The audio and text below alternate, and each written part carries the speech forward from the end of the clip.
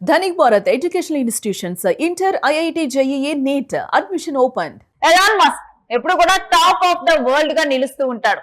ఇక ఇప్పుడు మొట్టమొదటి ట్రిలియనియన్ గా ఎలాన్ మస్క్ అయిపోయాడు. అసలు ఎలాన్ మస్క్ సంపద ఏంటో తెలుసా? కొన్ని దేశాలతో పోలిస్తే వాళ్ళ జీడిపి కన్నా గానీ ఎలాన్ మస్క్ సంపద ఎక్కువంట.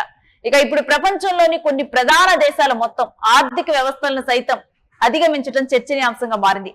అంతర్జాతీయ ద్రవ్య నిధి తాజా అంచనాల ప్రకారం మస్క్ సంపదను పోల్చి చూస్తే ఆశ్చర్యకరమైన వాస్తవాలు వెలుగు చూస్తున్నాయి. ఆధునిక పారిశ్రామిక ప్రపంచంలో అసాధ్యాలను సుసాధ్యం చేస్తూ వివాదాలు విజయాల నడుమ దూసుకుపోతూ ఉంటాడు ఈ ప్రముఖ పారిశ్రామికవేత్త ఎలాన్ మస్క్. ఇక ఇప్పుడు ఆయన మరో చరిత్ర సృష్టించాడు. అంతరిక్ష పరిశోధన రంగంలో ఒక విప్లవాత్మకమైన మార్పులు తెచ్చిన ఆయన సంస్థ స్పేస్ ఎక్స్ యుఎస్ మార్కెట్ లో రికార్డు స్థాయిలో $75 బిలియన్ పబ్లిక్ ఆఫరింగ్ నిధులను సేకరించింది. దాంతో మస్క్ అధికారికంగా ప్రపంచంలోనే మొట్టమొదటి ట్రిలియనియన్ గా అవతరించాడు. ఇక 103 లక్షల కోట్లు వరకు కూడా ఇప్పుడు ఈయన ఆస్తి ఉంటుందని కూడా, ఇంత ఆస్తికి అధిపతిగా అవతరించాడంటూ కూడా తెలుస్తూ ఉంది. ఇక సెమీ కండక్టర్ల తయారీలో ప్రపంచ కేంద్రంగా పేరొందిన తైవాన్ దేశ వార్షిక జీడిపి $976.7 బిలియన్ అయితే స్పేస్ ఎక్స్ ఐపీఓ తరువాత మస్క్ నికర సంపాదన $1.1 ట్రిలియన్ చేరింది.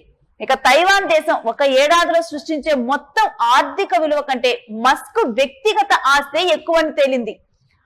ఐఎంఎఫ్ గణాంకాల ప్రకారం సంపన్న దేశాలైన నెదర్లాండ్స్ జీడిపి సుమారు $1.1 ట్రిలియన్, ఇక టర్కీ జీడిపి సుమారు $1.1 ట్రిలియన్, సౌదీ అరేబియా జీడిపి సుమారు $1.05 ట్రిలియన్.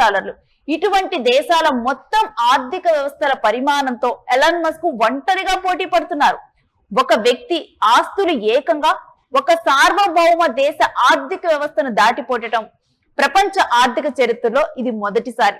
ఇక ఇలాంటి చరిత్రను సృష్టించడం మన ఎలాన్ మస్క్ కి ఏమాత్రం కూడా కొత్త కాదు.